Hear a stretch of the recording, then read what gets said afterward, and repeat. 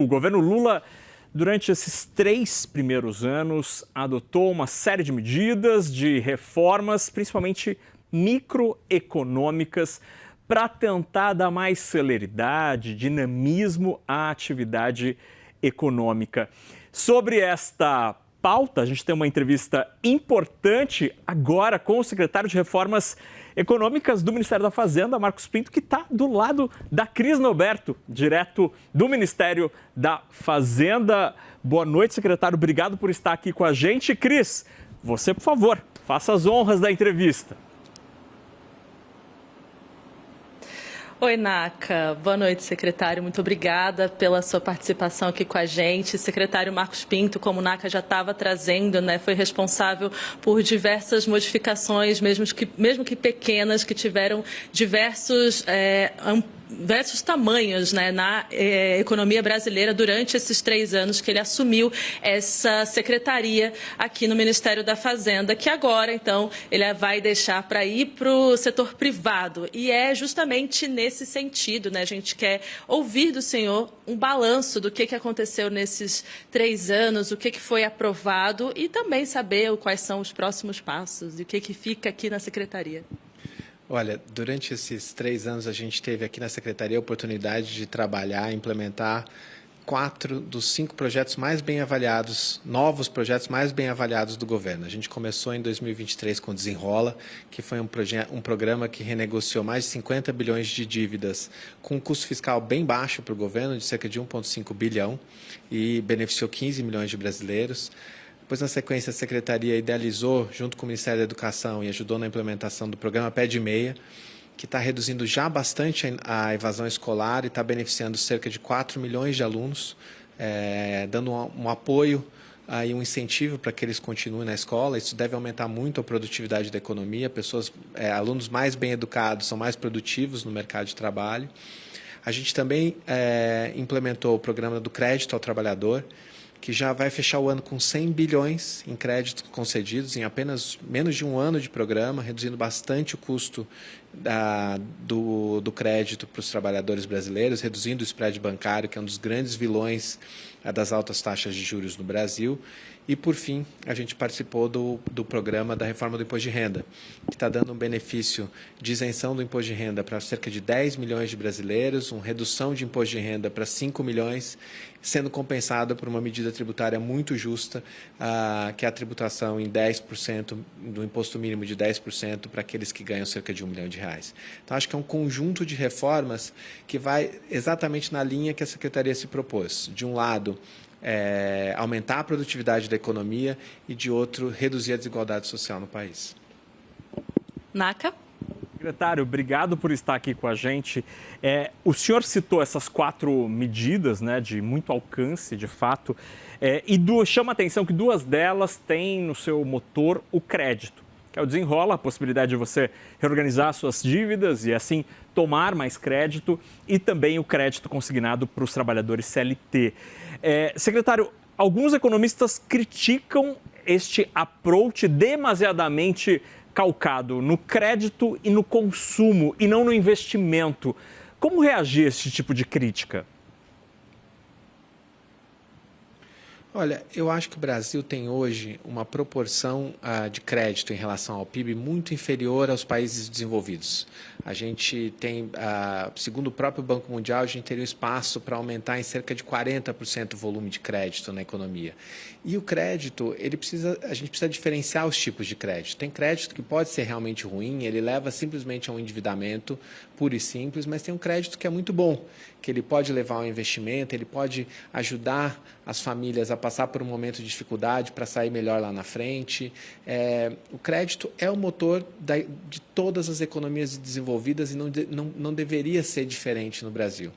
E sobre a crítica que vem sendo feita ao governo de que a gente estaria expandindo o crédito indevidamente ou estimulando as pessoas a se endividar, eu acredito que essa é uma crítica superficial que não tem aderência com a realidade. Porque o que a gente está fazendo? Na verdade, a gente está criando mecanismos para que a taxa de juros seja mais baixa. Isso faz com que o endividamento se torne mais saudável e os efeitos para a economia sejam melhores. Além disso, a gente não está simplesmente dando crédito com dinheiro público para as pessoas gastarem. O que a gente está fazendo é criando as condições para que o próprio setor privado consiga expandir a oferta de crédito. Então, todo o programa Desenrola, todo o programa do crédito ao trabalhador, o que ele é feito? Eles são mecanismos tecnológicos, uma arquitetura jurídica e tecnológica que faz com que haja mais competição entre os bancos e mais seguranças para os bancos poderem renegociar as dívidas ou conceder novo crédito. Isso são reformas estruturais que vão aumentar o PIB potencial no Brasil e permitir que a gente continue crescendo sem inflação. Secretário, aproveitando inclusive esse tema, né, sobre crédito, a gente até tinha conversado um pouquinho, né, já sobre isso, com relação a colocar um teto, né, para o crédito consignado do setor privado, né? No primeiro momento foi totalmente afastado isso, mas hoje em dia, inclusive, é uma crítica, né, do próprio setor privado, não dos bancos, mas, claro, de outras entidades, justamente com relação a um possível abuso, né, desse instrumento de taxa de juros de fato. O que o governo está pensando em fazer? Se tem alguma possibilidade de limitar, inclusive, né, esses juros? Olha, essa é uma questão que precisa ser abordada com muito cuidado, porque, de um lado, a gente realmente verifica casos de abuso. A gente vê, por exemplo, duas pessoas com o mesmo risco de crédito tendo taxas de juros completamente diferentes, às vezes até na mesma instituição financeira, o que indica que os bancos não estão precificando o produto da forma perfeitamente competitiva como seria de se esperar. Por outro lado, quando você faz um tabelamento de preços, ainda que esse tabelamento de preços seja bem feito, você corre o risco de excluir pessoas do mercado de crédito e fazê-las recorrerem a taxas de juros ainda mais caras em outras modalidades. Por exemplo, não tem limite para a taxa de juros do cartão de crédito. Se o banco não consegue oferecer para aquela pessoa uma taxa no consignado que justifique o risco para ele dentro do limite que está sendo imposto pelo governo, ele vai oferecer outras modalidades de crédito mais caras. Isso pode acabar saindo pior para a população. Então, o que eu acredito, e o governo acredita nesse momento, é que primeiro a gente precisa analisar os dados com cuidado para entender o que está acontecendo e tentar atuar para reprimir o abuso. Aquela taxa em que o banco está simplesmente abusando de um poder de mercado, que ele tem dado uma situação econômica, para cobrar um preço mais alto do que seria o adequado num mercado competitivo. Mas pode haver uma limitação a isso? Pode, isso está sendo estudado, mas, como eu disse, precisa ser feito com muito cuidado, caso isso seja feito, para a gente não excluir pessoas dessa modalidade de crédito, que é a modalidade mais barata para a grande maioria dos brasileiros. Naca? Secretário, esse mecanismo de eventual teto seria parecido com aqueles mecanismos já anunciados pelo Banco Central em algumas linhas de crédito que têm uma parametrização? E aí aproveito para engatar outra pergunta, já que o senhor em breve deixa o posto. No pipeline de projetos da Secretaria, o que ficou para o seu sucessor tocar como sendo a quinta grande reforma que não deu para fazer em 3 anos, secretário? Olha, se houver um teto, vai ser muito parecido com os tetos que tem em outras modalidades. Por exemplo, o Banco Central já impôs um teto no cheque especial, nas linhas de consignado do setor público e do INSS há teto, então é possível que um teto parecido possa ser aplicado para o consignado privado. Só lembrando que esse consignado privado ainda é um produto mais novo, que está havendo uma adaptação dos bancos e, portanto, exige cautela para a gente avançar nessa direção. Sobre os projetos futuros, eu acho que é muito importante a gente ter uma agenda muito forte de reduzir custos de crédito, de reformas estruturais que no longo prazo vão reduzir o custo de crédito no Brasil. A gente tem a lei do sistema de resolução bancária, a lei de infraestrutura do mercado financeiro, uma reforma da lei de falências. Todas essas leis já passaram pela Câmara, com exceção da lei de resolução bancária, estão no Senado. Seria muito importante que no próximo ano a gente conseguisse dar seguimento a essas reformas, aprová-las para ter redução estrutural do custo de crédito no Brasil. Acho que essa agenda em que a gente, ao invés de atacar a taxa de juros de maneira imediatista, às vezes querendo baixar os juros de forma exagerada, sem uma âncora na realidade, ela não funciona. A agenda que funciona é a gente remover os entraves que existem para a gente ter juros mais baixos. E a gente já propôs uma série de medidas que estão em tramitação no Congresso. Eu não vou estar aqui, mas gostaria muito de vê-las aprovadas como cidadão.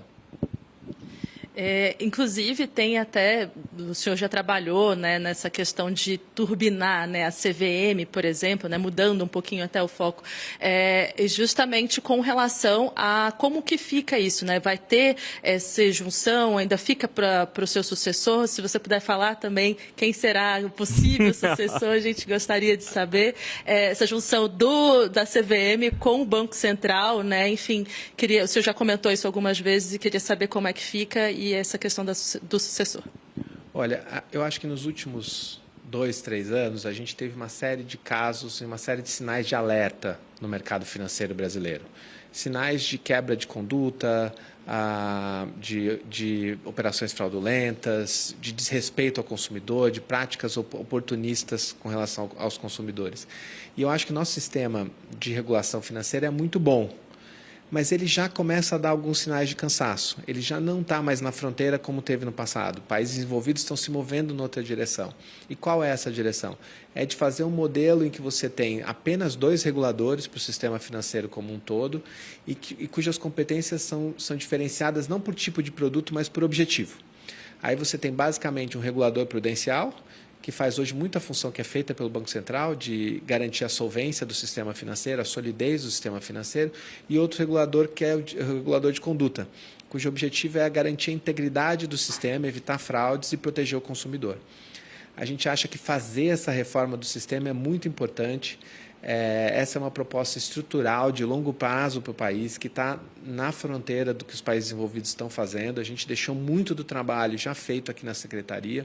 Não acho que essa seja uma medida para ser feita no último ano de mandato, mas acho que é uma medida que os órgãos reguladores do sistema financeiro brasileiro deviam trabalhar nela para deixarem tudo pronto para, numa eventual nova administração, recomeçar com esse projeto. E quem fica? Olha, essa é uma decisão do ministro Haddad. Eu tenho dito a ele que a minha equipe tem várias pessoas extremamente capacitadas que poderiam exercer a função, mas a decisão, obviamente, é dele. Tá certo. Muito obrigada, secretário. Secretário agora que segue, né, inclusive, para a iniciativa privada, mas antes tem um período de férias com a família. Muito obrigada, mais uma vez, pelo senhor ter conversado com a gente, tirado um tempinho para falar com a gente. Obrigado a vocês. Uma boa noite a todos. Muito bem, Cris Norberto e o secretário Marcos Pinto, obrigado pela conversa, secretário. Boa jornada, boa sorte na volta para o setor privado. Muito boa noite.